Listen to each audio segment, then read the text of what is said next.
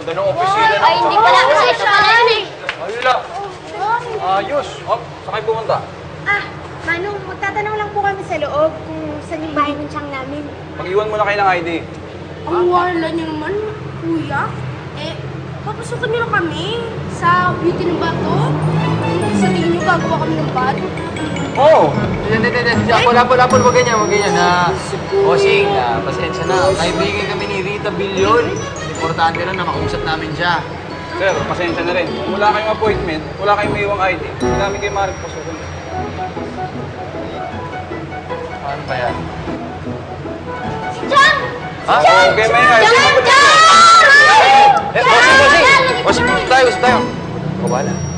Bossing, pagpasensyahan mo na kung medyo makulit yung mga bata. Miss na kasi nila yung tsahin nila. Pasensya ka na lang, sir. Trabaho lang namin yung ginagawa. Hindi mo ba magagawa ng paraan? Hindi ba mag-chong naman tayo? Matulungan mo naman ako. Hindi nga kita kilala, sir eh. Tulungan mo na lang ako. Diba? Mga bata. Julius, yung mga bata! Mapasok! Sige, go! Kaya niyo yan! Sir, diyan ka lang ha. Sir, sumama ka ba sa amin sa security office? Naman, oh. Na. Kasama mo yung mga bata, di ba? Hindi naman na pumasok yung mga bata yun eh. Ano, bisa niyo? Teka, nakita niyo ba kung saan nagpunta si Chang? Nakita ko lang po siya pumasok dito. Saan?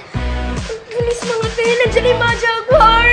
Ay, tara, doon, magtago na tayo. Dali. Dali, bilis! Bravo, sir. May nakita ba kayong bata dyan? Wala eh. Nandiyan pa ba yung gwardiya?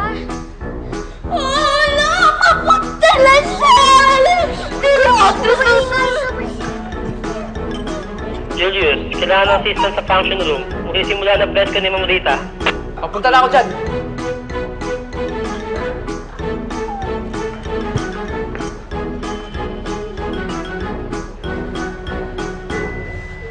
Chang, Rita, sa function room, ate, sundan natin bilis. O, sige. Bilisan niyo. Dahan-dahan, huwag kang maingay.